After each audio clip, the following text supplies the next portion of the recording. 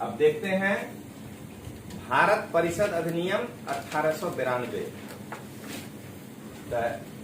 नाम देखिए क्या दिया गया, इंडियन काउंसिल एक्ट। यानी अब वायसराय के कार्यकारिणी में अतिरिक्त सदस्यों की संख्या इतनी कम से कम हो जाएगी कि आप उसको एक काउंसिल कह सकते हैं, परिषद की, छोटा मोटा कि 10 आदमी 15 आदमी एक साथ बैठ सकता है। इसीलिए इसका नाम दिया गया इंडियन काउंसिल एक्ट। ये हमारा लैंडमार्क है 1919 के एक्ट का। इसी का विस्तारित रूप, जो अति विस्तारित रूप है, वो 1919 में आपको दिखेगा। तो सबसे पहले भारतीय परिषद अधिनियम किस लिए लाया गया? तो फ्रांस की जो राज्य क्रांति हुई थी, अभी आप ये एक लाइन में पढ़ लेंगे और अभी हम एक प्रश्न पूछेंगे तो आप नहीं बता पाएंगे, इसलिए कहते हैं थोड़ा थोड़ा सबको पढ़ना है, वर्ल्ड हिस्ट्री में जाइए। फ्रांस में जो राज्य क्रांति हुई थी वो टुकड़ों में हुई। टुकड़ों का मतलब ये है कि बिना प्लानिंग के राज्य क्रांति हुआ, और हमारा जो फ्रीडम मूवमेंट है वो पूरा का पूरा प्लानिंग से चला है। इसीलिए ये पहली राज्य क्रांति नहीं है 1848 में, ये अंतिम वाली है।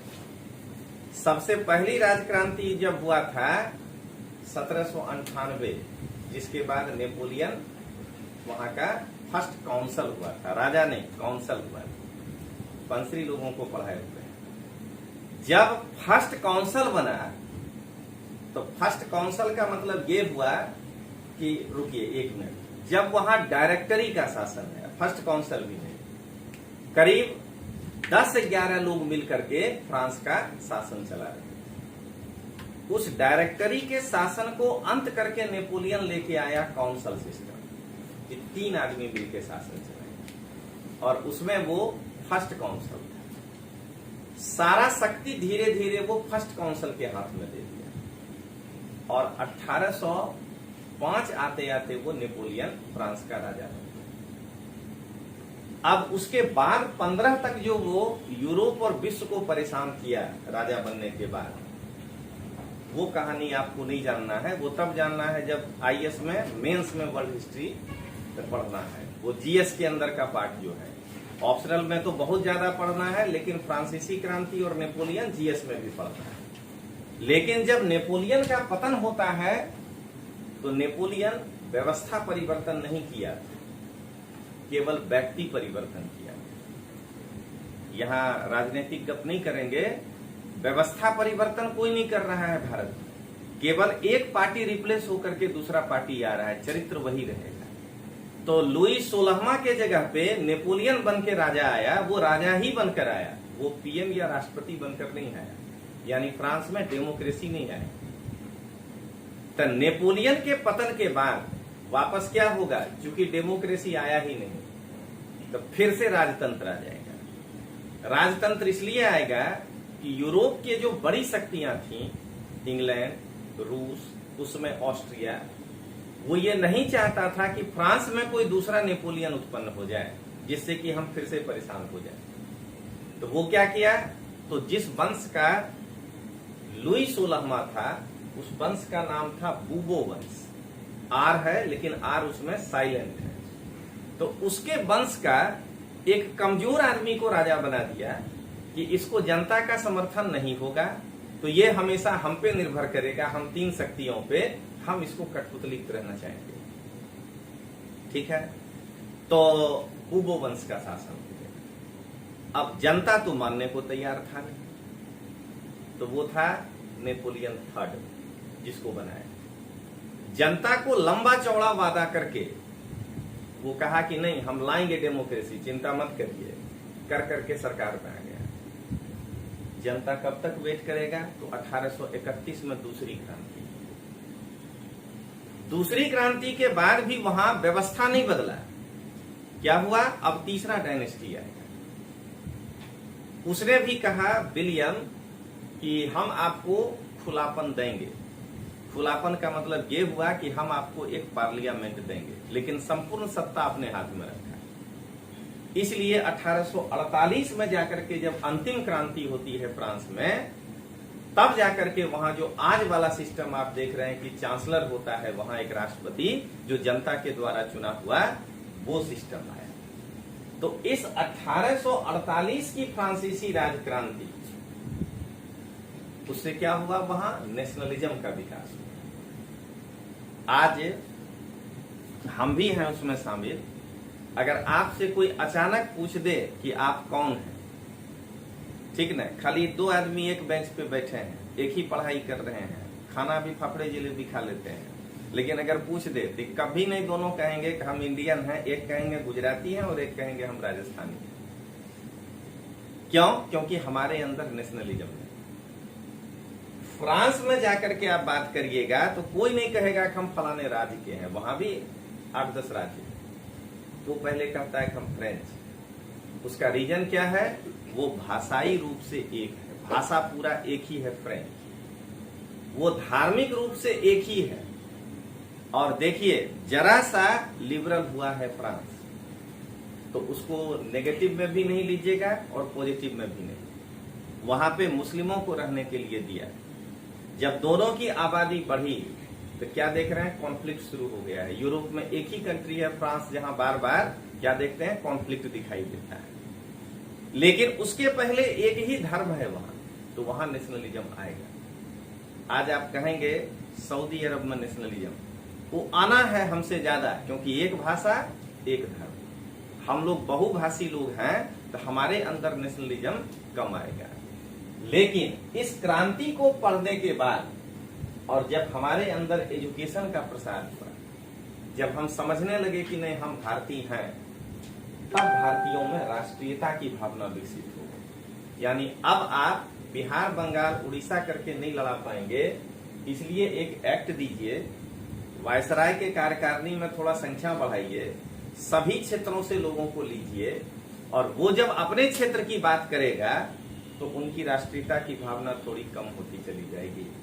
जब आप संसद में जाकर के एक ऐसा फायर ब्रांड नेता हो जाइए कि रोज केवल बंगाल पर ही बात करिए या रोज केवल गुजरात पर ही बात करिए, तो आप क्या होंगे, एक क्षेत्रीय नेता हो जाएंगे। इसके लिए जो है ये काम किया है, पहला कारण देख रहे हैं। इसीलिए आप लोगों को हर दिन समझाते हैं कि किताब के पीछे मत भागिए। आप खुद सोचिए अभी तक कि इस लाइन को पढ़ने के बाद अभी आप लिखे भी, तो क्या आपके अंदर ये भाव जनरेट हो रहा था कि इसके लाने के पीछे क्या कारण है? दूसरा, भारतीय राष्ट्रीय कांग्रेस के द्वारा भारतीयों को प्रशासन और विधि निर्माण में अधिक प्रतिनिधित्व देने की मांग। 1885 में अब कांग्रेस का गठन हो चुका है। कांग्रेस अब कम से कम 7 वर्ष पुरानी पार्टी हो गई। आप देख रहे हैं कि 2012 में अगर आम आदमी पार्टी का गठन हुआ है, तो आज 10 आते आते क्या देख रहे हैं, एक नया जोश उसके अंदर आ गया। तो ये भी 7 वर्ष पुरानी पार्टी हो गई। अब ये दांव पेच सीख चुका है कि अंग्रेजों के साथ हमको कैसे लड़ना है। तो जन समर्थन ज्यादा से ज्यादा लेने के लिए वो बार बार क्या करेगा, भारतीयों को यही कहेगा कि हम सबको वायसराय से ये मांग करना चाहिए कि उनके कायदा बनाने वाला जो कार्यकारिणी है उसमें ज्यादा से ज्यादा जगह हमको दे। तो इससे कांग्रेस को जन समर्थन मिलेगा, लेकिन वायसराय को तो परेशानी होगी। तो इस बात को कम करने के लिए, राष्ट्रीय आंदोलन की धार को कम करने के लिए इस 1892 के एक्ट की आवश्यकता थी, जिससे कि कांग्रेस के ही 5 लोगों को ले लिया जाए वायसराय की कार्यकारिणी में, अतिरिक्त सदस्य वाले। और जब वो सरकार में शामिल हो जाएंगे, वायसराय के मेंबरशिप में हो जाएंगे, तब वो कैसे जो है आवाज उठाएंगे और बढ़िया तनख्वाह, ठीक न, बढ़िया बंगला, बढ़िया गाड़ी लेकर के ये वायसराय का विरोध कैसे करेंगे। लेकिन वायसराय ये नहीं समझा कि ये भारतीय हैं, राष्ट्रीय आंदोलन से जुड़े हुए लोग हैं, ये अंदर घुस के अब हल्ला करेंगे। अब तक तो हाउस के बाहर करते थे, अब ये अंदर हंगामा करेंगे। अखबार इनको बड़ा बड़ा जगह देगा, क्योंकि आप इनको एक पद दे दिए हैं। आप खुद सोचिए, एक छोटा सा चीज, कि अगर आप अभी कुछ भी कहते हैं कि हमको फलाना आदमी से डिस्कशन करना है, क्या आपको कोई तरजीह, कोई वेटेज देगा? क्योंकि आपके पास कोई पद नहीं। आज आप एक IAS होकर के कहिए कि हम फलाना आदमी के साथ डिस्कशन करते हैं, नौकरी छोड़ करके, रहते हुए कर ही नहीं सकते हैं, ठीक है, तो आपको जो वेटेज मिलेगा। हम ही कल जब चुनौती दिए डिप्टी CM को दिल्ली का कि आ जाओ तुम डिस्कशन करने के लिए, क्यों जीतू बघानी तुम करना चाहते हो, तो हमको 10 जगह पहले फेसबुक पर पूछा कि आप कौन हैं, आपका हैसियत है कि आप उनसे बात कर सकते हैं, तो हम तुरंत लगाए कि हम पार्टी के प्रदेश महासचिव, पद होना चाहिए। उसके बाद जब आप चर्चा करेंगे, ये कहां से जोड़िएगा, आज नहीं, कर्ण तक को कहा गया कि तुम नहीं लड़ोगे अर्जुन से, क्योंकि तुम राज परिवार से संबंधित नहीं है। तो ये हमारा देश वही व्यवस्था से उत्तराधिकार को लेकर आया है ना। तो आप जैसे ही क्वेश्चन क्रिएट करेंगे, आपको तुरंत पूछेगा कि आपका हैसियत क्या है। क्यों भाई, एक तरफ we the people of India, आप क्वेश्चन पूछते समय हैसियत क्या है। तो इसके लिए जो है ये गलती हो गया वायसराय से, समझिए कि कांग्रेस को एक हैसियत दे दिया कि अब वो उस पद पर खड़ा होकर के अब उसके बाद जाकर के उनसे बात करेगा। लेकिन अभी फिलहाल उधर से सोचिए कि वायसराय सोचा कि अगर इनको अपने में शामिल कर लेंगे तो ये क्या होगा, पद पा करके मेरे हम हाँ मिलाना शुरू करेंगे। अब यहां से उदारवाद का युग समझ में आ रहा है कि नहीं, कि उदारवादियों का योगदान, कि वो लड़ने का दिन नहीं था, वो फेज था 1800, आप लोग लिखते जाइएगा, 1800 पहले दिन समझा दिए हैं। हम समझाते इसीलिए हैं कि आप इसको नोट कर पाइए तब तक। 1857 में लड़के हम अभी ही देखे हैं कि हम नहीं जीत पाए शस्त्रों से, तो अभी जो है अब हमको तर्कों से जीतना है, बुद्धि से जीतना है। तो उदारवादी अगर अभी वायसराय का जमकर विरोध करने लगेगा तो वायसराय उनको अपने इस अतिरिक्त सदस्य में शामिल ही नहीं करेंगे।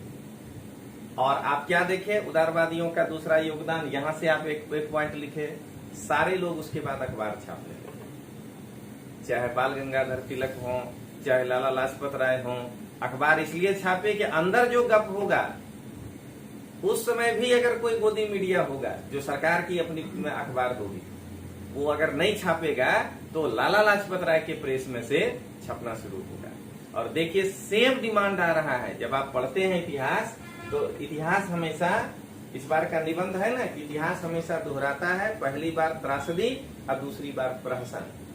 पहली बार गांधी जी लोग यही प्रॉब्लम के मतलब फेस किए कि यार हम इतना बोलते हैं, ये द हेराल्ड लिखता ही नहीं है, टाइम्स ऑफ इंडिया लिखता ही नहीं है, क्योंकि ये वायसराय का पिट्ठू है।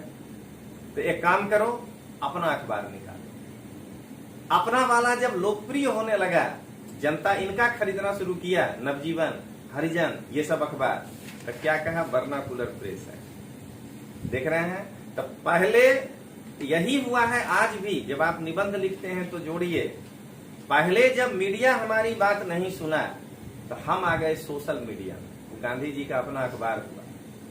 और आज जब सोशल मीडिया में आपको फॉलो करने लगा जब लोग ज्यादा, तो सरकार से लेके विपक्षी दल अब चिल्लाने लगा कि इसको रेगुलेट करो, इसको रेगुलेट करो। क्या है, वर्नाकुलर प्रेस है। कि उसके बाद जो है आप डर से लिखिए ही नहीं। अब बड़ा मीडिया आपको बुलाएगा ही नहीं, क्योंकि आप कॉमन आदमी है, उससे उनको TRP नहीं मिलेगा। तो ये था उस समय का चीज। अब आइए, लॉर्ड डफरिन के द्वारा एक गुप्त पत्र दिया गया था कि आप अगर विधान परिषद का विस्तार नहीं करेंगे, वही बात, तो भारतीयों के अंदर जो एक उबाल उत्पन्न हो रहा है हमारे खिलाफ, उसके लिए हम एक सेफ्टी वाल्व कांग्रेस तो रख दिए, लेकिन वो सेफ्टी वाल्व फूट करके हल्ला नहीं करने लगे, तो उसको पहले से प्रेशर दबा दीजिए, उनको कहीं न कहीं ले लिया जाए, जिससे कि वो हमारे यहाँ हमारा विरोध नहीं कर सके। 1890 में रूढ़िवादी दल की सरकार द्वारा भारत सचिव लॉर्ड क्रॉस के सुझाव पर संसद की लॉर्ड सभा में बिल रखना। वहां की जो रूढ़िवादी सरकार थी, उस समय secretary of state for India, देख लीजिए क्वेश्चन आएगा कि जिस समय 1892 का एक्ट पारित किया गया, उस समय secretary of state for India कौन था? तो ये देखिए, लॉर्ड क्रॉस था उस समय का secretary of state for India. तो ये जो है पढ़ते हैं तो इन्हीं सब चीजों को फोकस करके पढ़िएगा तो इन लोगों ने जब सुझाव रखा और इसको हाउस ऑफ लॉर्ड्स में जाकर के प्लेस किया, मतलब समझ गए होंगे कि ये समय चल रहा है गठबंधन सरकार का दौर। वहां आप देख चुके हैं कि रेगुलेटिंग एक्ट के बाद भी सरकार गिरा था, क्विट्स इंडिया एक्ट के पहले। तो गठबंधन सरकार में ये लोग पहले हाउस ऑफ कॉमन्स में लाने का हिम्मत नहीं किया, पहले ये राज्यसभा जैसे हाउस ऑफ लॉर्ड्स में लाया कि अगर बिल गिर गया तो कोई बात नहीं, अगर पास हो गया तब हाउस ऑफ कॉमन्स में देख लेंगे किसको क्या करना है। तो क्या देख रहे हैं, वहां भी यही तिकड़म होता था। तो अब आप अगर इसको तेल के रूप में भी आपको क्वेश्चन दे दे कि 1892 के एक्ट के लाने के पीछे क्या उद्देश्य थे या किन कारणों से यह एक्ट पारित हुआ, और उसके बाद कहे कि आप इसके प्रावधानों को बताएं, तो आप जो है अब प्रावधान समझिए और इसको ऐसे लिखिएगा। देख लीजिए, पिछले वाले सवाल को याद करिए, पिछले वाले प्रावधान को। वायसराय की कार्यकारिणी में मिनिमम 6 और अधिकतम 12 अतिरिक्त सदस्य होते। अब बढ़ाकर क्या किया, अब इसको कार्यकारिणी नहीं कहिए, अब 15-16 हो गया, यानी अब ये एक धारा सभा का रूप धारण कर लिया। ठीक ना। आप जो अगर कहीं याद करिए छोटा नगर पालिका होता है तो वहां क्या होता है, 20-22 वार्ड मेंबर होते हैं, तो ये अब एक धारा सभा का रूप धारण कर लिया। तो इसीलिए कहा गया केंद्रीय व्यवस्थापिका सभा में अतिरिक्त सदस्यों की संख्या कम से कम 10 और अधिक से अधिक 16, यानी कोई नया इस एक्ट में बात नहीं है। 6 और 12 के जगह पे 10 और 16 कर दिया गया है। यानी कि अगर आपको पिछला वाला चीज याद हो तो याद करिएगा, ऐसे हुआ करता है। वायसराय की कार्यकारिणी अलग होती थी, इसको तो जो नियुक्ति होगा ये इंग्लैंड से होगा, 5 लोग इसमें होते थे। क्लास छोड़ दीजिएगा तब नहीं पता चलेगा, है ना। 2 दिन बाद आइएगा एक नया एक्ट आ जाएगा, तो फिर तब दिमाग में नहीं आएगा, तब कंप्यूटर खोजना शुरू करेगा दिमाग का कि पिछला वाला क्लास क्या था। अब देखिए, अतिरिक्त सदस्य होंगे जो कि 6 से 12। तो यहां कोई चेंज नहीं किया गया, यहां तो जो 1861 में था वही रहा। इस अतिरिक्त सदस्य को बढ़ा करके जो है कम से कम 10 और ज्यादा से ज्यादा 16 कर दिया गया। क्लियर हो गया। अब देखिए अगला पॉइंट क्या कहता है। अगला कहता है कि अतिरिक्त सदस्यों में कम से कम 40% गैर सरकारी सदस्य होना अनिवार्य। यानी अगर आप न्यूनतम 10 रखते हैं तो उनमें से 4 जो होंगे वो सरकारी सेवा वाले लोग नहीं होंगे, गैर सरकारी सदस्य होंगे। याद करिए जो आपको बताए थे दिनाकर राव, बनारस के राजा, ठीक ना, तो वो लोग हुए गैर सरकारी सदस्य। तो वैसे ही, और अगर 16 रखिएगा तो कम से कम 6, क्योंकि 6.4 तो होगा नहीं आदमी, तो 6 लोग जो है या 7 लोग गैर सरकारी सदस्य इसमें से होंगे। फिर कहता है अतिरिक्त सदस्यों में से कुछ चुने हुए और अन्य मनोनीत होंगे। यानी अब वो चुनाव प्रांतीय विधानसभा से होगा, जो बंगाल प्रांत है, बंबई प्रांत है, वहां से होगा। लेकिन उस अतिरिक्त सदस्यों में, यानी जो आप 6 रखेंगे, उनमें से कुछ का चुनाव होगा और कुछ को वायसराय मनोनीत करेगा। अभी तक क्या देख रहे थे कि वायसराय ही मनोनीत करता था, चुनाव की भूमिका इसमें नहीं होती थी। चलिए आगे बढ़े हम लोग। ये सब ध्यान रखिएगा, ये ग्लेडस्टोन जो है ये इस समय वहां पर क्या कहते हैं वो मिनिस्टर था जो इस बिल को पेश किया था। अब आइए जो अभी आप पढ़े उसका चार्ट देखिए। वायसराय की कार्यकारिणी परिषद 2 प्रकार की। एक जो वायसराय के 7 मेंबर हैं, ये हो गए परमानेंट मेंबर, और ये हो गए अतिरिक्त सदस्य। परमानेंट मेंबर जो 5 हैं, उनमें जो 4 होंगे वो कहलाएंगे साधारण सदस्य, और ये जो 1 है विधिक सदस्य, वो हमेशा लीगल एक्सपर्ट होगा। दिमाग में रखना है, यही विधिक सदस्य आज का अटॉर्नी जनरल है। समझ गए? जो सदन की कार्रवाई में भाग लेगा, बोल सकता है, केवल वो जो है वोट अलग से नहीं दे सकता है। ठीक है, अब आगे देखिए, इन पांचों को ब्रिटिश क्राउन के द्वारा नियुक्त किया जाएगा।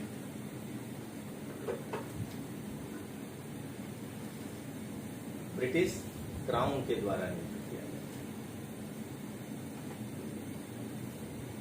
और ये जो अतिरिक्त सदस्य होंगे 10 से 16, उनमें कुछ चुने हुए होंगे और बाकी जो है ये वायसराय के द्वारा मनोनीत होंगे।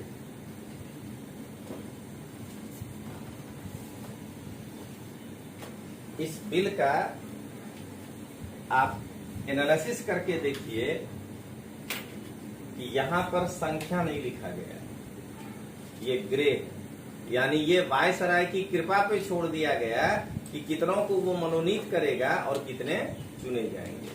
तो जाहिर है कि अगर ये 16 और 5 21 हो जा रहा है, ठीक ना, तो हमेशा वायसराय सोचेगा कि 11 आदमी तो मेरा ही होना चाहिए। तो 11 के लिए 5 तो इधर है नहीं है, यहां कह देगा 10 में से 6 आदमी मनोनीत होंगे, इसीलिए रखा कुछ, और 4 आदमी का चुनाव होगा। भारत की जनता ये समझेगी कि भाई 4 आदमी तो चुनकर जा रहा है, और हकीकत में वायसराय का जो है खुद का बहुमती है, क्योंकि उनके ही लोग मनोनीत हो रहे हैं। जैसे आप लोग को बार बार जो कहते हैं कि एनालाइज करिए, हर चीज को एनालिसिस करके देना मेरे बस की बात नहीं है। कोई भी टीचर रोज का चीज नहीं कर सकता है। पंजाब में कितना मिनिस्टर बनाया गया है, मुख्यमंत्री सहित, संख्या बताइए, बोलिए। करंट अफेयर्स क्या पढ़ रहे हैं आप लोग? सुबह से लेकर शाम तक जो है टेलीग्राम चैनल पे होते हैं, खाली गुड मॉर्निंग, गुड आफ्टरनून और इवनिंग होता है। 11 मिनिस्टर बनाया गया, समझ गए? सबका नाम ये सब दिया था। आप लोग को हमेशा कहते हैं कि आप जहां जा रहे हैं, हर दिन आपको यही समझाते हैं। तो पॉलिटी एक ऐसा चीज है कि ये पॉलिटिकल न्यूज अगर आप नहीं देख रहे हैं तो आप अपने को कई करंट क्वेश्चन से दूर कर दिए। प्रशासन और राजनीति ये अलग हो ही नहीं सकता है, समझ गए? अगर आज नहीं, अगर अंग्रेज के काल में भी कोई कहता कि हम कलेक्टर बनेंगे और वो ये कहता कि हम वायसराय के हाथ का खिलौना नहीं होंगे, तो नौकरी छोड़ दीजिए। तो वायसराय और गांधी जी के बीच में जब कोई बात होगी तो कलेक्टर किसका पक्ष लेगा? उसमें भले वो भारतीय है, नौकरी करना है तो वायसराय का ही पक्ष लेना है, समझ गए? उसमें भी जब गांधी जी परमिशन मांगने जाते होंगे कि भाई हमको दांडी यात्रा निकालना है, थोड़ा दीजिए परमिशन, तो कलेक्टर भले न इंडियन होगा, या तो आप कलेक्टर मत रहिए, आप भी गांधी जी जैसा आधा धोती पहन लीजिए, चप्पल पहन के लाठी ले लीजिए और संघर्ष करिए। 2 में से एक ही काम होगा ना, कि आप बढ़िया एसी कार भी ले लीजिएगा सरकार से, लाल बत्ती भी लीजिएगा, बोलिएगा हमको देशभक्ति भी करना है, ये नहीं हो सकता है, समझ गए? मतलब प्रशासन और राजनीति वो दोनों ऐसे, आप उसको अलग नहीं कर सकते हैं, ठीक है? तो अगर आपके अंदर इतना पॉलिटी पढ़ाने के बाद भी, नया लोग को नहीं कह रहे हैं, जो लोग पहले भी पढ़ चुके हैं राज्यपाल तक, अगर आपके अंदर कभी ये नहीं जग रहा है कि गोवा में कौन मुख्यमंत्री बन गया, समझ गए? कितने लोग जो है वहां पे मंत्री बनाए गए, क्या कहते हैं ये उत्तराखंड में पुष्कर धामी के साथ और कौन कौन आ रहा है, ठीक ना? अभी किसका किसका नाम यूपी में डिप्टी सीएम के रूप में चल रहा है, तब ने कल जब बनेगा तब आपको रिलेट करिएगा कि नया बिलाड़ी निकला कि जो नाम चल रहा था उसी में से बना। तो आप जो है इन चीजों को पन्ना पलट देते हैं। अब बाद में पूछते हैं कि कौन वाला अखबार पढ़े, आप बताइए कि ये बात गुजरात समाचार में भी छपा था कि नहीं कि 11 को मिनिस्टर बनाया गया था। तो ये सब चीज हिंदू में ही लिखा होगा, ये कोई जरूरी नहीं है ना, आपके भी अखबार में आ रहा है। तो 11 मिनिस्टर बनाया गया था, ठीक। अब पहले तो आपको नंबर ही नहीं याद है, तो हम आगे क्या बढ़े, ठीक। और जब आपको मान लीजिए नंबर इनको याद हो जाता, बैंकिंग का तैयारी करने वाला लोग यही वन लाइनर याद करता है करंट अफेयर्स में, वहां ऐसे ही आता है। तो इनको ये अगर थोड़ा सा आपके इतना पुराने होते ना तो हमको पूरा भरोसा ही कर देते हाथ उठा के कि 11 है। लेकिन अब इस तैयारी में 11 से काम नहीं चलेगी। अगर हम आपको कहें कि वहां सरकार ने गैर संवैधानिक काम किया है 11 मंत्री बना के, तो आपके पास नॉलेज ही नहीं, ठीक है ना। अभी देख लीजिए भाई, मेंस दे रहे हैं 19 पूछते हैं बताइए कैसे गैर संवैधानिक काम किया है, तो 15% तो हो ही गया है 117 में 11.7, ठीक है ना। देखिए इसीलिए कहते हैं बेयर एक्ट पढ़ना है पास में। हाँ देखिए किचन कैबिनेट को क्यों फायदा होता है, उस सामे को जान गया ये भाई कुंदन और ये। तो हम क्लास लेके निकले, हम बोले कि देखो भाई कल बजाना है संडे को आम आदमी पार्टी को, तो आप बजाना है तो देखो तुमको एक नया चीज दिखाते हैं। देखिए जब आप ये 164 पढ़ते हैं तो नॉर्मल विद्यार्थी क्या करता है, बस इतने सा पढ़ के चला जाता है कि 164(1)(a) कि किसी राज्य की मुख्यमंत्री परिषद में मुख्यमंत्री सहित मंत्रियों की कुल संख्या उस राज्य के विधानसभा के कुल सदस्य संख्या के 15% से अधिक नहीं होगी। आप इतना ही पढ़ के निकल जाते हैं। तो उस हिसाब से 111 का अगर आप निकालते हैं तो ये कहता है अधिक नहीं होगी, कम में तो आपको जो रखना है रखिए।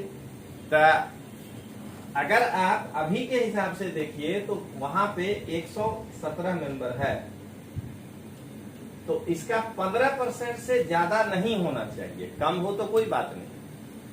तो 11 हुआ 10%, 11.7, 6 और जोड़ लीजिए, यानी 17 तक मिनिस्टर अगर ये बनाता है तो ये नहीं होगा। 99% आदमी इतने पढ़ता है, उसके बाद का परंतु पढ़ा ही नहीं, क्योंकि ना तो वो लक्ष्मीकांत में लिखा है तो ना वो किसी किताब में लिखा है। कहता है परंतु किसी राज्य में मुख्यमंत्री सहित मंत्रियों की संख्या 12 से कम नहीं होगी, मतलब इससे कम में प्रशासन चल ही नहीं सकता है। तो आप 15% से कम में कल कह दीजिए ये तो मुख्यमंत्री हैं, क्या मालूम इनको दिल्ली से फोन जाए का नाम अकेले पूरा पंजाब संभालेंगे, अकेले मुख्यमंत्री बनते। 12 घंटा मत पूछना रात को, खाली बस पूरा दिन हम फ्रेश रहते हैं, रात में निशान रहते हैं, नहीं पूछना। तो ये जो है आप जरा समझिएगा कि एक मुख्यमंत्री कल ये कहे कि हम 5 आदमी मिलकर सरकार चलाने लगेंगे, तो वहां पर क्या होगा कि इसीलिए कहा गया 12 से कम नहीं होगी। आप समझे कि ये किताब क्यों कहते हैं आपको कि लक्ष्मीकांत मत पढ़िए, इसको पढ़िए। तो ये प्रश्न जब आपके अंदर घूमना शुरू होगा तब जाकर के आप इस प्रशासनिक परीक्षा की तैयारी कर रहे हैं। नहीं तो 11 मिनिस्टर है, मारिए टिक और गणित बढ़िया, स्टाफ सिलेक्शन कमीशन पक्का।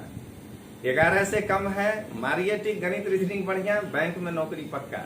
लेकिन आप प्रशासन में आना चाहते हैं तो सबसे पहले आपको ये मजबूत करना है। अब देखिए आपको दिखाते हैं कि यही चीज यहां पर क्या लिखा है। देखिए 75 का 1A ये हो गया लोकसभा के लिए। तो 75 1A जो है कहता है मंत्री परिषद में प्रधानमंत्री सहित मंत्रियों की कुल संख्या लोकसभा के सदस्यों की कुल संख्या के 15% से अधिक नहीं होगी। यहां परंतु नहीं लगाया, समझ गए? इसलिए नहीं लगाया है कि वहां अलग अलग राज्यों के विधानसभा में सीटों की संख्या अलग अलग। अब जरा बताइए, अगर 12 से कम नहीं कह दिया जाता तो गोवा में 40 ही सीट है, ठीक है ना। तो यहां तो केवल 6 ही मिनिस्टर बना सकते थे आप मैक्सिमम, क्योंकि 15% से अधिक नहीं हो सकता है। लोकसभा में 543 सीट है, उसका 15% बहुत बड़ा होता है। लेकिन गोवा में क्या होगा, 6 मिनिस्टर पूरा राज्य संभाल लेगा। हेडिंग तो होना ही है ना कि आप जो है एक्साइज विभाग रखिएगा, उद्योग विभाग रखिएगा, वो तो मिनिमम होगा, भले ना आपका राज्य छोटा हो। क्या कहते हैं, इससे भी आगे चलिए, सिक्किम वाला क्या हाल होगा। वहां 32 सीट है विधानसभा, 32 का 15% क्या वो होता है 4.5। 5 मिनिस्टर से पूरा सिक्किम चलाइएगा तो कैसे होगा, जरा ये बताइए। तो इसलिए जो है कहा गया कि भाई ऐसा वाला आ जाए 6 और 8, तो आप वहां 12 से कम नहीं रखिएगा, 12 तो बनाना ही होगा, तब भले ही 15% का जो है वायलेशन हो जाए। देख रहे हैं, तो हमेशा आप लोग को यही कहते हैं कि आप क्लास खत्म होता है, बैग उठाते हैं, घर चले जाते हैं। आप जो है ये पढ़ने का हैबिट डालिए, एनालिटिकल हैबिट, तब जाके आप कर पाइएगा। अब यहां तक आपको पता होता, पहले तो आप 11 ही नहीं जानते थे, तब आगे क्या चर्चा करें। अगर आप यहां तक जानते ना, तब आप छोटे राज्यों की समस्या में एक पॉइंट ये आप लिख सकते थे कि जानते हैं छोटे राज्यों में अस्थिर सरकारें क्यों होती हैं, गोवा में क्यों बार बार जो है सरकार गिर जाता है, क्योंकि 40 में से 21 सीट जिसके पास होगा वो सरकार में होगा, 19 वाला बाहर होगा। ठीक है, अब देखिए इनको बंदिश है कि 12 से कम मिनिस्टर ये नहीं बना सकते।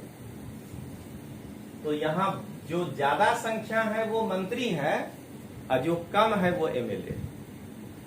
गुजरात में अगर 182 का 15% रखिएगा तो यहाँ पे 27 ही मिनिस्टर होगा, सरकार बनाने के लिए 92 चाहिए आपको, तो 65 आदमी एमएलए है, तो उसमें विद्रोह की भावना कम होगी। अरे यार इतने लोग एमएलए हैं, हम ही अकेले नहीं हैं।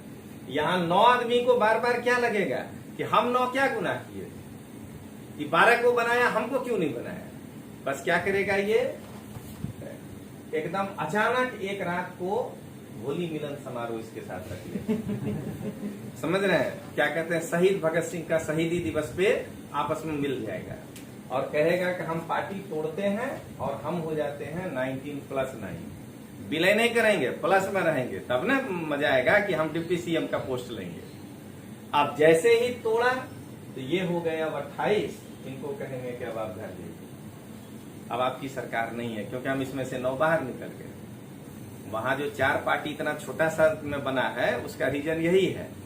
अब ये बेचारा ताकतवर हो गया, पहले था 1/3 वाला नियम, वो समझा रहे हैं, अब ये ताकतवर हो गया।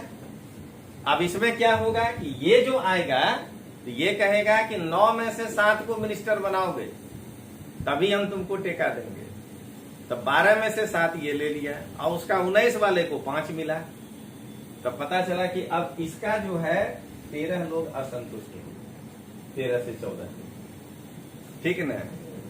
वो कहा कि बाबा साहब अम्बेडकर जन्मदिन पर, संविधान दिवस पर हम लोग जो है इकट्ठा होते हैं, सम्मेलन करते हैं, समझ गए। इसके साथ अचानक अगले दिन सुबह मुख्यमंत्री जगेगा, कहेगा कि आप तो अल्पमत में हैं, हमारा टेका इनको। यही 5 साल छोटे राज्य में चलते रहेगा और इस कारण से जो है ये दिक्कत है। ठीक है, और सिक्किम अछूता इसीलिए है कि वहां अभी तक 2 पार्टी सिस्टम ही है।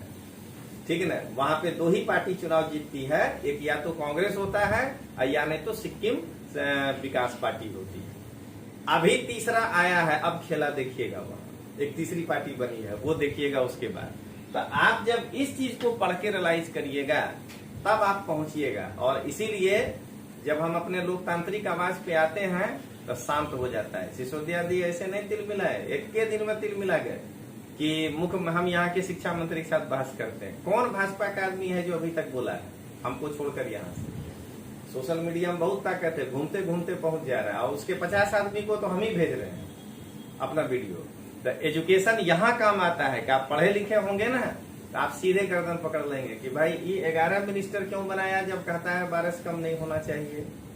तो आपको तब दिखाई देगा जो हम बार बार कह रहे हैं कि पार्टी सब एक ही होता है।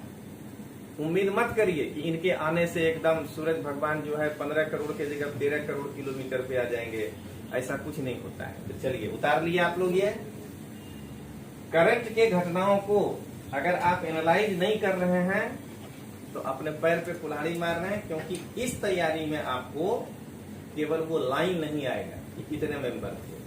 चलिए अब आगे क्या कहा गया सो देखिए।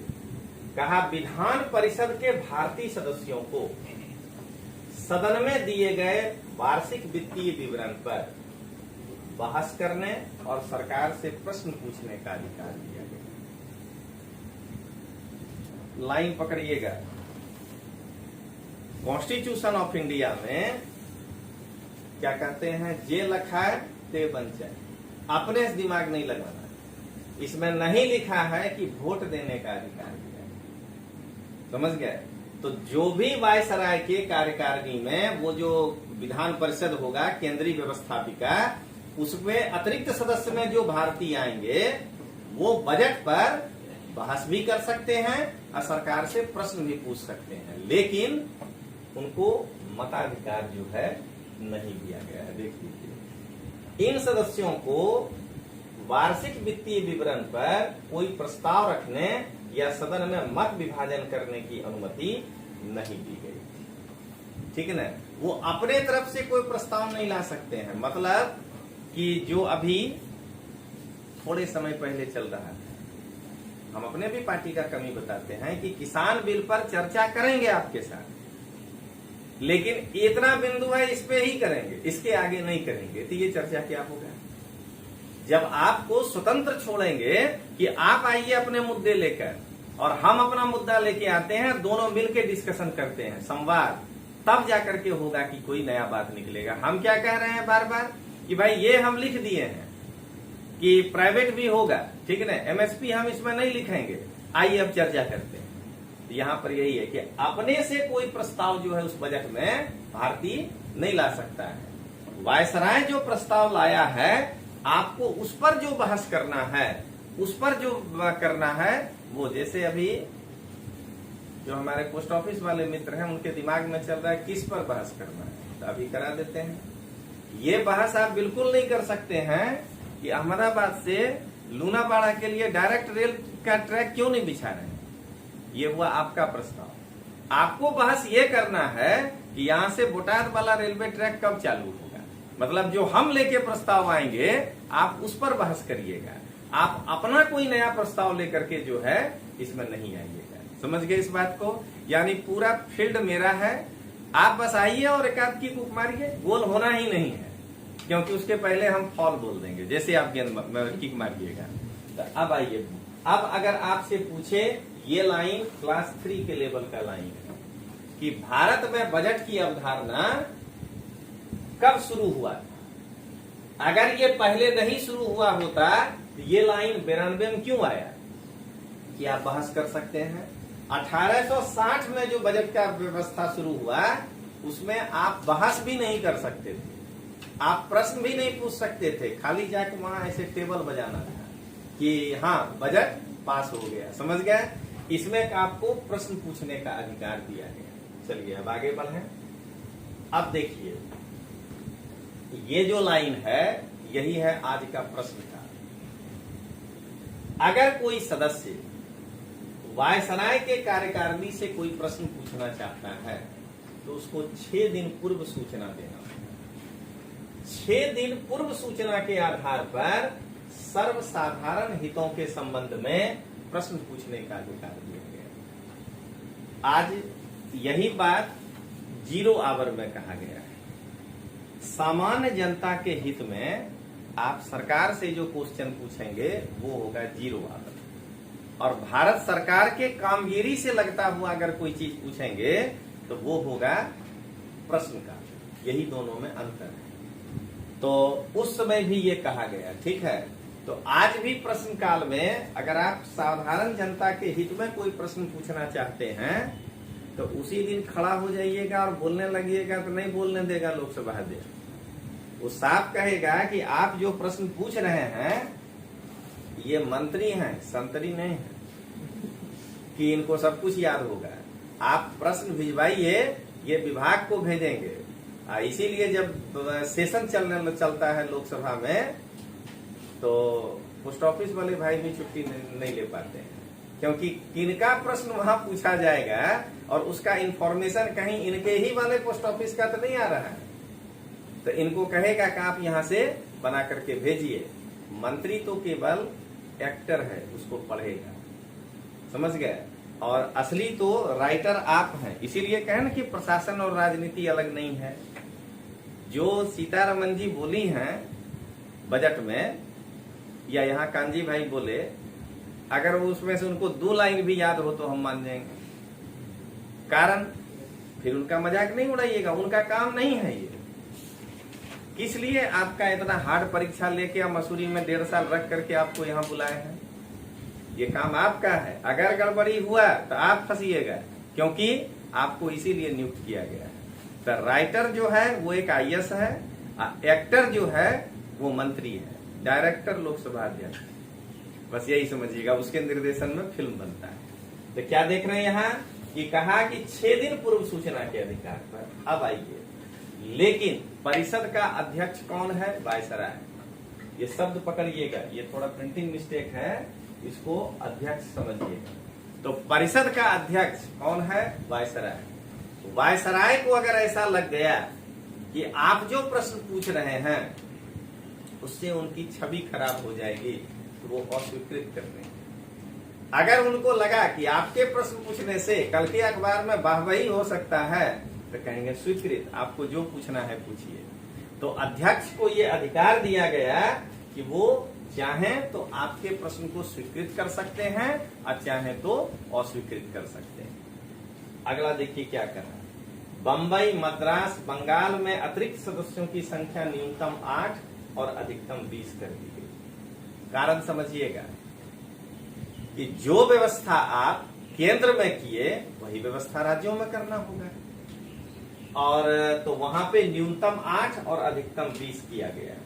लेकिन उस समय ध्यान रखिएगा, इन तीनों राज्य की आबादी, ये जो देख रहे हैं उत्तर पश्चिम सीमा प्रांत, वहां की आबादी से ये आबादी ज्यादा है, ठीक ना। तो इसलिए यहां पर सीमा 15 रखा गया और बाकी जगह जो है 20 रखा गया। यहीं से क्वेश्चन आपका निकल कर आएगा। केंद्रीय में कितने? प्रांतीय विधानसभा में तो अलग अलग विधानसभाओं में इन 3 में 20 था और उत्तर पश्चिम सीमा प्रांत में 15 था। उतार लिए आप लोग। अब देखिए क्या लिखता है। प्रांतीय परिषदों के भारतीय सदस्यों का निर्वाचन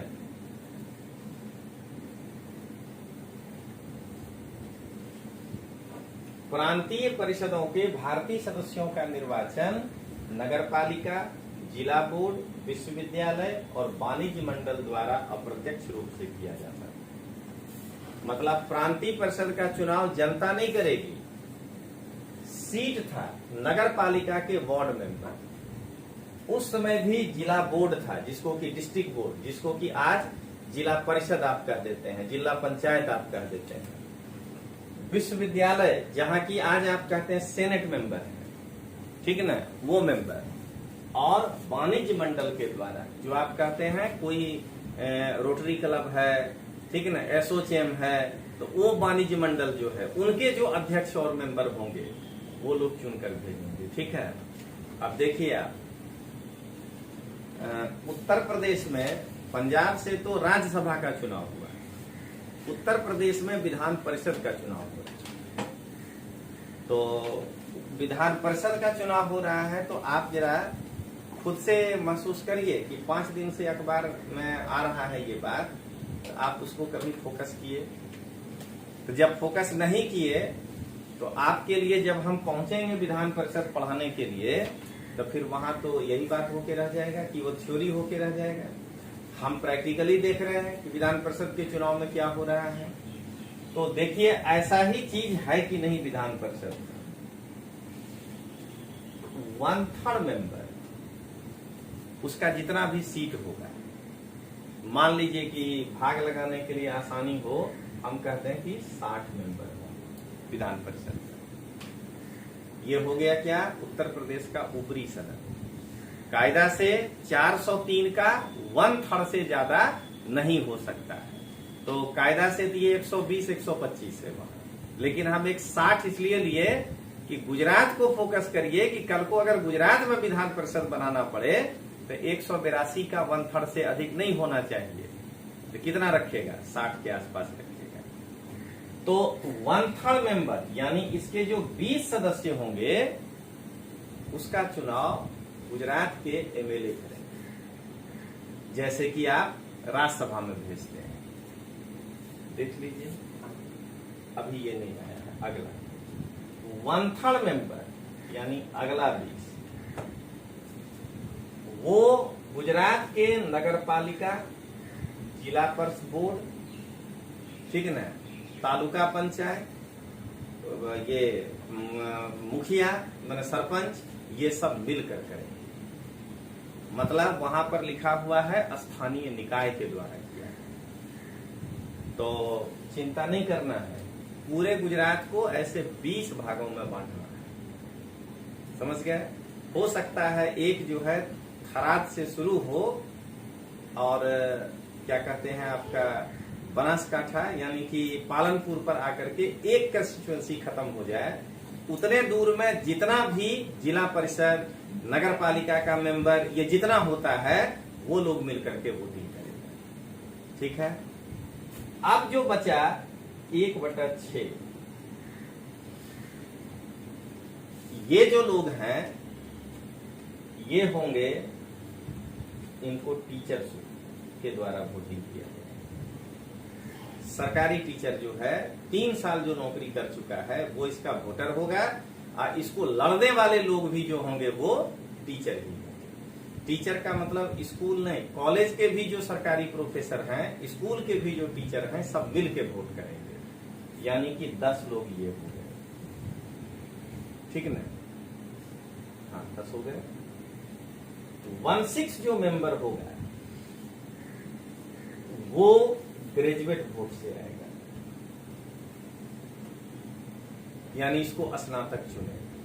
तो इसका एक छोटा सा रूप देखिए यहां दिखाई दे रहा है कि ये जो है मेंबर नगर पालिका, जिला बोर्ड, विश्वविद्यालय, वाणिज्य मंडल, इन सब जगहों से चुन करके लोग आ रहे हैं। क्लियर हो गया ये बात। ये हम और नजदीक से क्यों जानते हैं, तो हम एक अपने नाना जी का एक बनाए थे वीडियो। हमारे नाना जो है वो इसी जिला परिषद के डिस्ट्रिक्ट बोर्ड के चेयरमैन रहे थे आजादी से। स्थानिक स्वराज को आने में टाइम लगा, और जो मंडल कमीशन बीपी मंडल जो लेके आए थे वो उस समय मेरे नाना जी के नीचे इसके मेंबर हुआ करते, तो हम लोग उनको करीब से जानते। उसके बाद हमारे नाना जी एमएलए बन गए, इसको छोड़ दिए। ये जो है इन्हीं के साथ एमएलए बने, बाद में ये एमपी हो गए, और उसके बाद ये जो है मंडल कमीशन के अध्यक्ष हो गए। इनका नाम बीपी मंडल था, बिंदेश्वरी प्रसाद मंडल, इसीलिए आप इनको कहते हैं मंडल कमीशन, ठीक है। तो कुछ चीज तो ठीक है प्रैक्टिकली लोग जानता है, लेकिन कुछ चीज नहीं आप जान रहे हैं प्रैक्टिकली। अखबार में रोज आ रहा है कि चुनाव लड़ा जा रहा है, तो इस कैंडिडेट के चचेरे भाई पर ईडी का क्या कहते हैं रेड हो गया। तो आप उस चीज को जानिए कि विधान परिषद क्या होता है। अगर आप उसको नहीं जानेंगे तो आप ये कर ही नहीं पाएंगे कि इसको कैसे मैनेज करना है।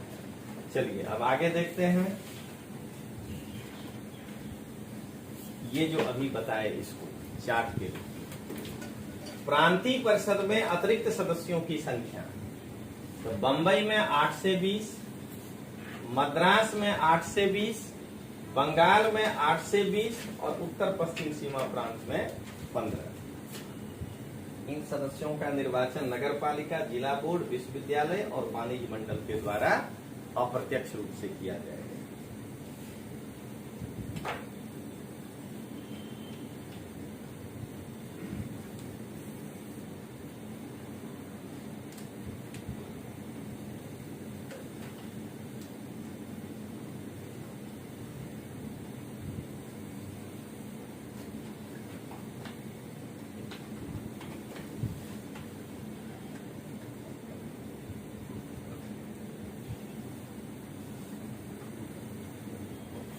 आपको हर एक मतलब पद की बात बताते हैं। अभी एक इंसान है, कोई भी आदमी, तो उसका अपना एक इंडिविजुअल सोच होता है।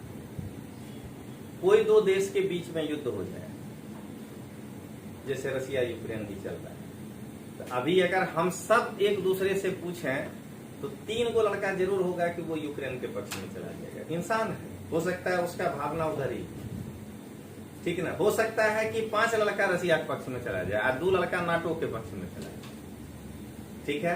तो अपना विचारधारा आपका अपना है, लेकिन जरा ये बताइए कि क्या ये विचार आप आईएफएस बनने के बाद रख पाएंगे क्या?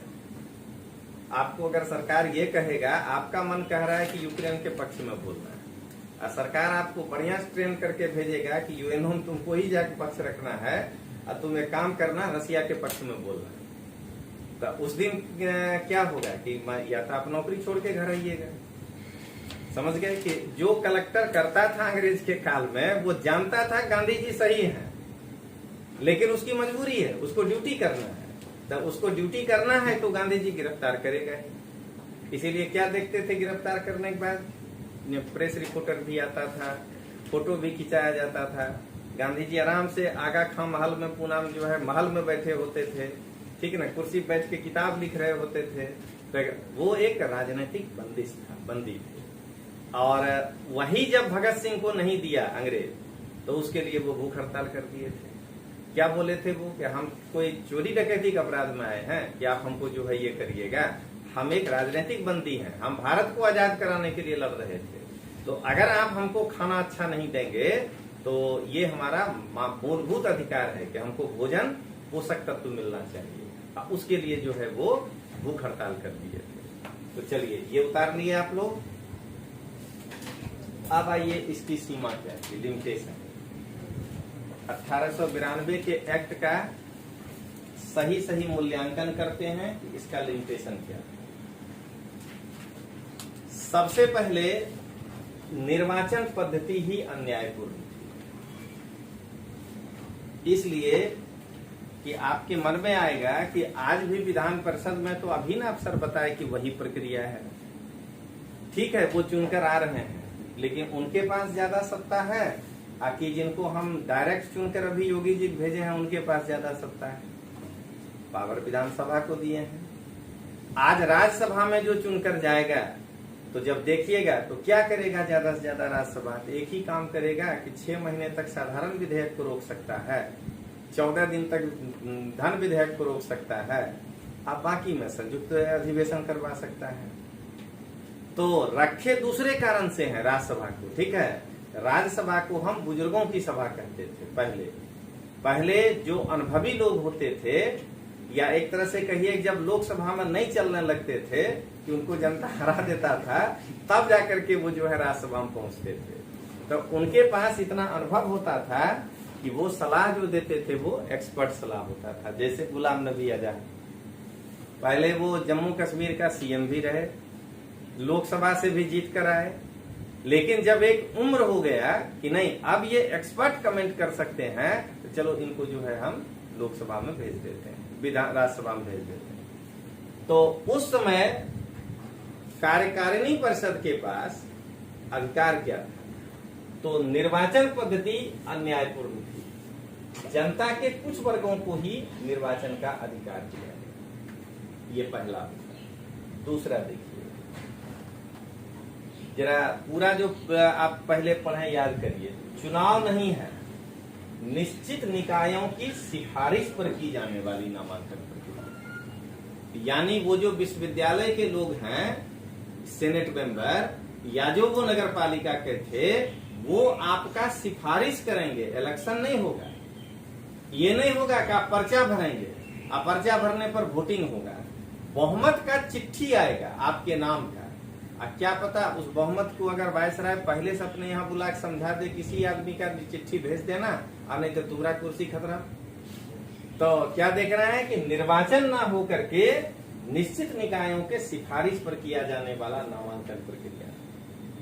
अगला क्या देख रहे हैं आप? बजट पर प्रश्न पूछ सकते हैं, वोटिंग नहीं कर सकते। आप बजट पर जो है क्या कहते हैं, अनुपूरक प्रश्न भी नहीं पूछ सकते हैं। अनुपूरक का मतलब ये हुआ कि जो आप पहला क्वेश्चन हमसे पूछे और जब उसका हम जवाब दे दिए, उस जवाब पर अगर आपके मन में कोई क्वेश्चन उत्पन्न हुआ है तो अब आप उसको नहीं पूछ सकते।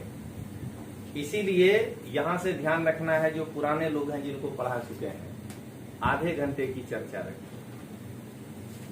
उस समय तो आप अगर आप ही प्रश्न पूछने लगेंगे तो बाकियों का क्या होगा? तो अगर आपको प्रश्न पर से अनुपूरक प्रश्न दिमाग में आता है तो हफ्ता में 3 दिन हाफ एन आवर डिस्कशन रखते हैं, आप वहां अनुपूरक प्रश्न जो है वो पूछ लीजिएगा।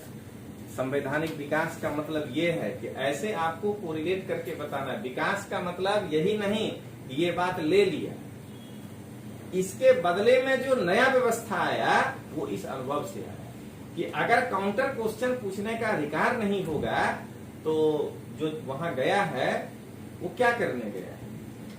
लेकिन अगर काउंटर पर काउंटर क्वेश्चन आज भी पूछने दे दें तो पता चला 1 घंटे का है मात्र हमारा प्रश्न काल, 1 घंटे का 0 आवर। तो कहीं ऐसा तो नहीं कि सांसद फुटेज लेने के लिए 1 घंटा वही एक ही आदमी पूछते रह जाए। तो एक काम करिए, आपको अनुपूरक प्रश्न है तो आधे घंटे की चर्चा मांगिए। जैसे क्लास में जब आप कोई प्रश्न पूछते हैं और टीचर को टालना होता है, हम तो कभी नहीं टाले, कहेगा ऑफिस में आके पूछ लीजिएगा। और जैसे ऑफिस पहुंचिएगा उनका स्टाफ बैग लेके नीचे जा रहा है कि भावनगर जाना है, अब आप क्या पूछिएगा जरा ये सोचिए। तो इसीलिए काउंटर क्वेश्चन का जगह होना चाहिए। देखिए कह रहा है गैर सरकारी सदस्यों की संख्या अत्यंत कम थी। आप जब पहले से कह रहे हैं कि जो अतिरिक्त सदस्य होगा, मान लीजिए 10, इसका 40% ही जो है गैर सरकारी सदस्य होगा, 4।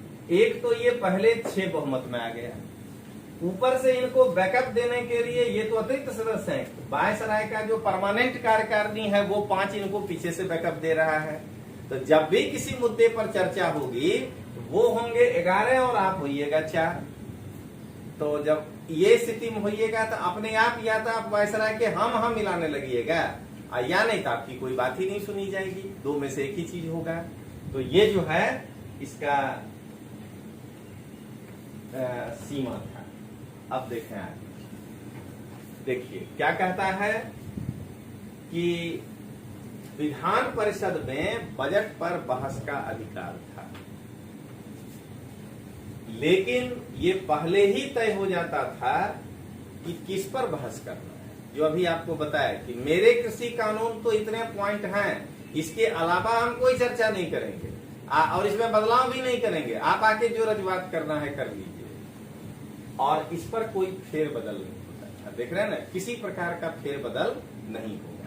मतलब उस वक्त अगर आप में से कोई आदमी राजेश टिकैत जी का समर्थक हो जाते या हमारे में से, तो जरा बोलिए, हम बताए ना कि तर्क एक सेकुलर है, जिस पार्टी में होइए उसके विरोध में आपके पास तर्क निकलना चाहिए सामने वाले का।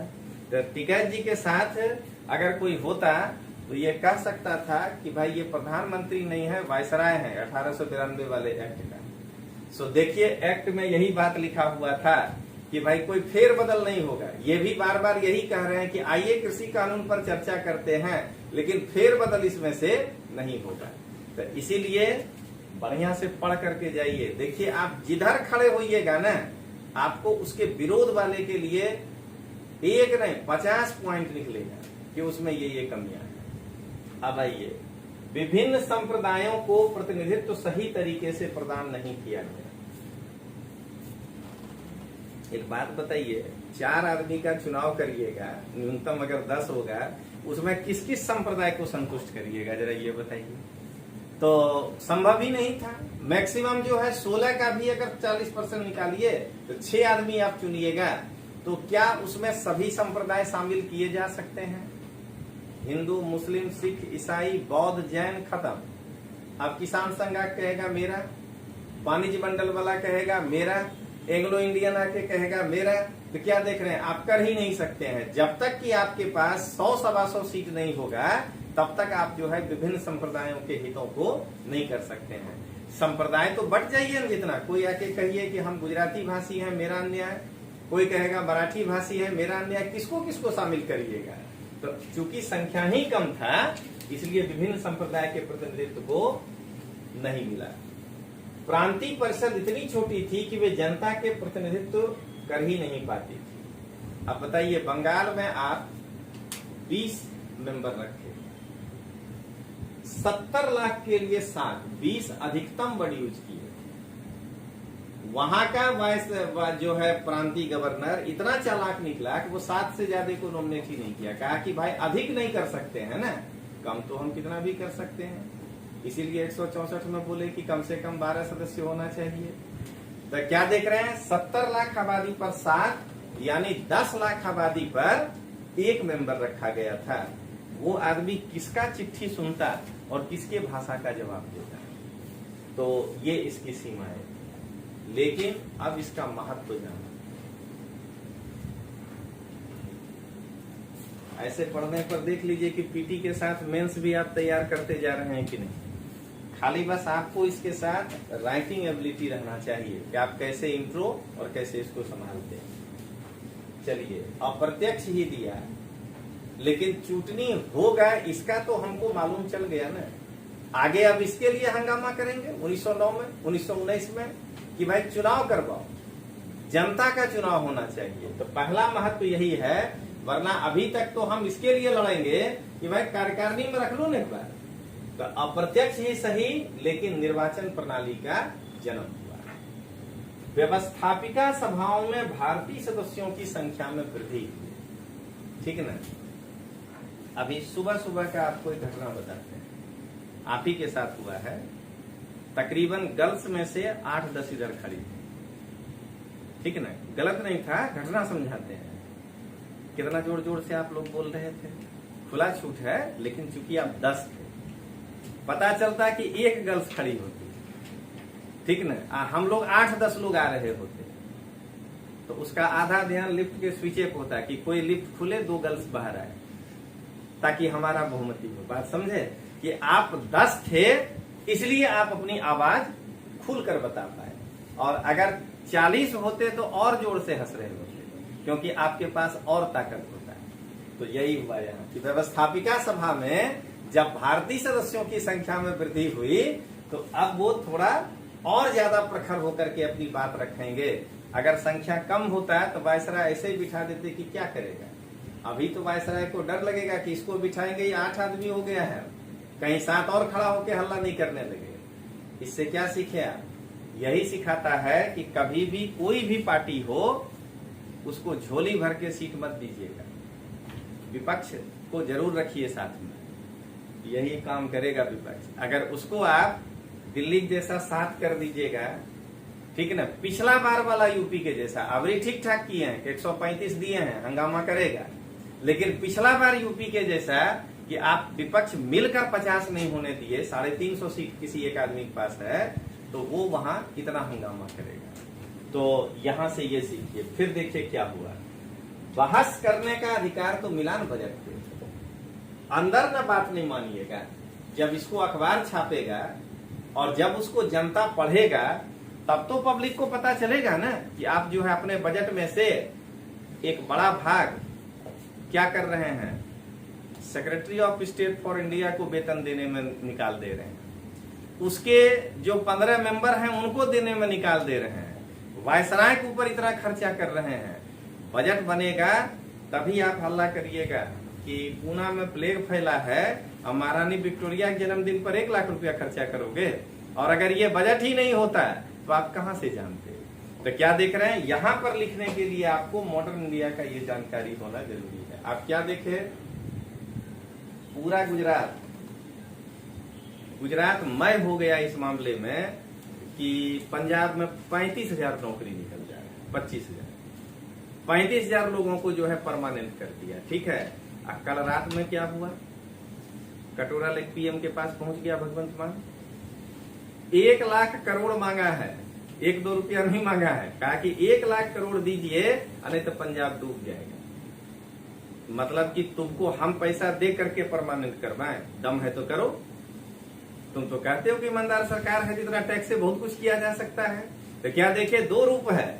पहला दिन इतना वाहवाही ले लिया पूरे देश में फेसबुक मीडिया के माध्यम से कि आज अब आपके पास ये ध्यान ही नहीं आएगा कि 1 लाख करोड़ मांग रहा है, ठीक है ना। और अगर यही गठबंधन की सरकार होती, अगर इनके 10 एमपी होते जो ममता बनर्जी के समय में होता था, सरकार डरे कह देता कि यस कल ही रिलीज कर देते हैं। उसके बाद केंद्र का पैसा ले करके आप उसमें अपना फोटो लगा करके ऐसे ऐसे जैसे लगाना है, बढ़िया वाला लगा, कहिए कि ये राज्य सरकार की योजनाएं हैं, देखो ये हम लेकर के आए हैं। कोलिशन गवर्नमेंट अगर होता है, ठीक है। आज एक पार्टी की सरकार है, डांट के भगा दिया कि घर जाओ, किस बात का 1 लाख करोड़? जीएसटी में भी आधा दें, उसमें काहे नहीं बोला कि हम 4% में काम चला लेंगे? तो जीएसटी में भी आधा लोगे। आप पेट्रोल में 28% अगर हम बढ़ा के करते हैं तो तुम 14 लोगे। अब बाद में माइक पे आके हल्ला करोगे कि पेट्रोल का दाम केंद्र बढ़ाया है, तो तुम 14 क्यों लिया?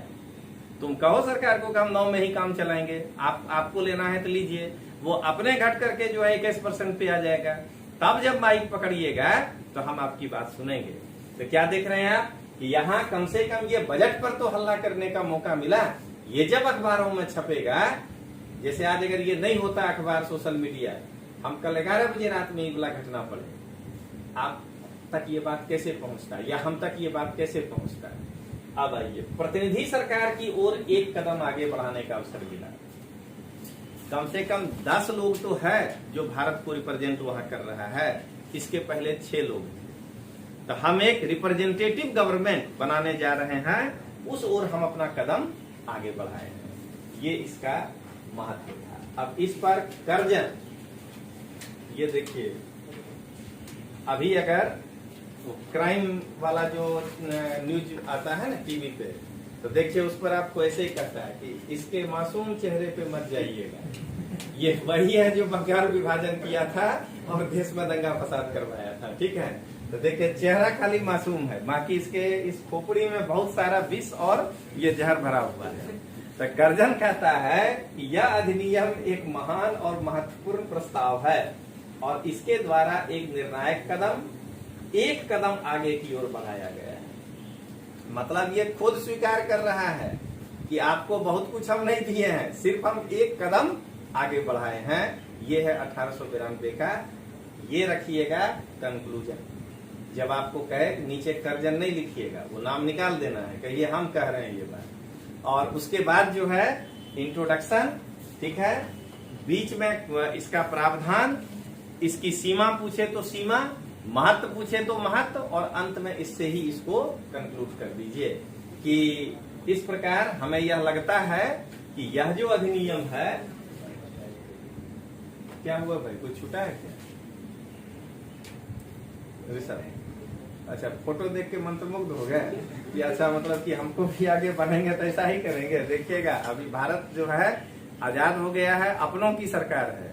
तो आपको अगर ये पद मिले तो ऐसा बुद्धि लेके नहीं बैठिएगा। चलिए अब आगे देखते हैं हम लोग। तो ये था 1892 का है।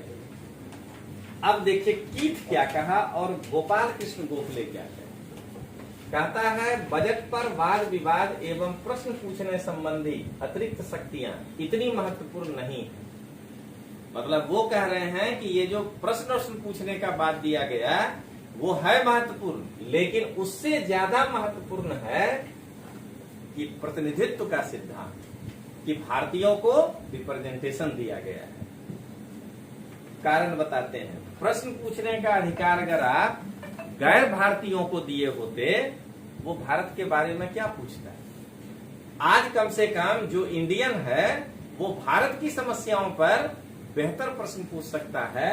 वो यहाँ पर कहा गया है कि सिद्धांत का प्रारंभ अब प्रांतों के संबंध में इस प्रणाली के लाभ अधिक है। और गोखले साहब जो कहे हैं, बस यही होता है, हर बजट पर विपक्ष यही काम कहेगा।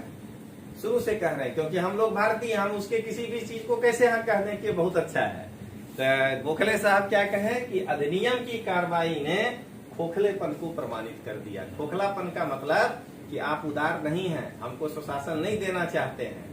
ये अतिरिक्त 10 सदस्यों का झुंझुना हाथ में दे करके और आप कह रहे हैं कि हमने बहुत अच्छा काम किया है। ये जो है गोखले साहब का स्टेटमेंट था।